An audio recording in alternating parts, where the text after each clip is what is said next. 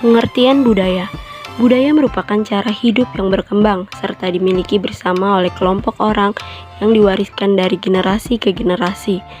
Budaya ini termasuk dari berbagai unsur yang rumit, termasuk sistem agama dan politik, adat istiadat, perkakas, bahasa, bangunan, pakaian, serta karya seni.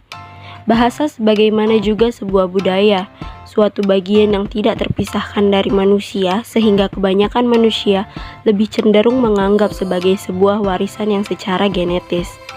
Saat orang berusaha berkomunikasi dengan orang-orang yang berbeda budaya, serta lebih menyesuaikan perbedaannya dan membuktikan bahwa budaya itu dapat dipelajari. Pengertian budaya juga memiliki banyak pandangan dari beragam macam ahli budaya. Salah satunya Bronislaw Malinowski mengemukakan bahwa segala sesuatu yang terdapat dalam masyarakat ditentukan oleh kebudayaan yang dimiliki oleh masyarakat itu sendiri.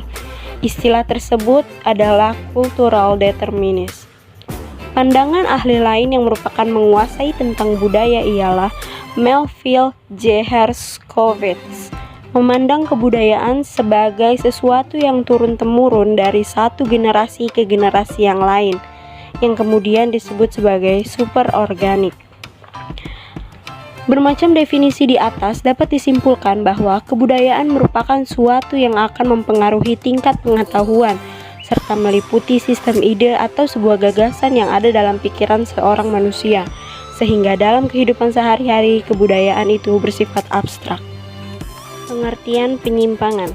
Penyimpangan sosial adalah perilaku yang tidak sesuai dengan aturan atau norma yang berlaku dalam masyarakat, sehingga perilaku setiap individu yang dianggap menyimpang tersebut seringkali dinyatakan sebagai pelanggaran dari aturan, nilai, dan norma dalam masyarakat.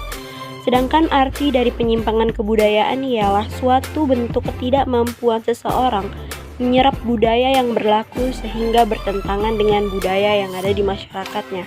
Selain itu, penyimpangan memiliki dua jenis, yaitu penyimpangan primer dan penyimpangan sekunder. Penyimpangan primer merupakan penyimpangan yang masih dapat ditoleransi oleh masyarakat karena tidak terlalu signifikan merugikan hidup orang lain. Contohnya ialah perilaku mencontek, berbohong, dan tidak patuh kepada nasihat orang tua.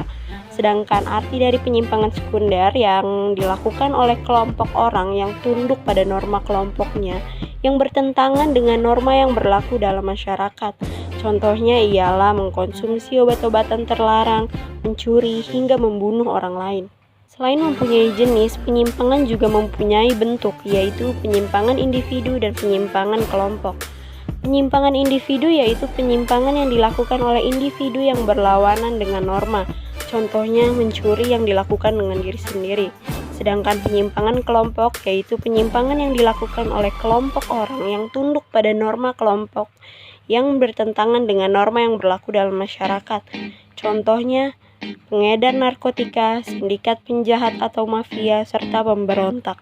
Penyimpangan juga memiliki faktor penyebab terjadinya penyimpangan tersebut, ialah keterbatasan ekonomi, pelampiasan rasa kecewa, sosialisasi tidak sempurna, pemberian julukan atau labeling, pengaruh negatif lingkungan dan media massa, serta penyerapan nilai dan norma dalam proses sosial yang tidak maksimal. Macam-macam contoh penyimpangan budaya yang terdapat di Indonesia, salah satunya ialah individualisme. Kebiasaan masyarakat Indonesia yang sering berkumpul dengan tetangga atau keluarga, malah sekarang banyak sebagian orang yang menjadi individualisme, di mana saat ini mereka lebih mementingkan gadget dan bermain sosial media dibandingkan harus berkumpul bersama keluarga atau bercengkrama bersama tetangga. Tapi balik lagi, pada dasarnya di Indonesia hal itu hanya sebagai alkulturasi budaya dan bukan sebagai asimilasi budaya terhadap kebudayaan Indonesia asli. Tetapi bisa jadi hal ini menjadi asimilasi yang akan menjadi sebuah budaya yang baru yang akan menggantikan kebudayaan di Indonesia yang lambat laun menghilang keasliannya. Selain itu, kita melihat perilaku penyimpangan budaya perspektif sosiologi. Dalam kategori klasik maupun modern, telah memberikan pembelajaran yang cukup memadai untuk dijadikan pijakan dalam rangka memahami sebab terjadinya perilaku penyimpangan.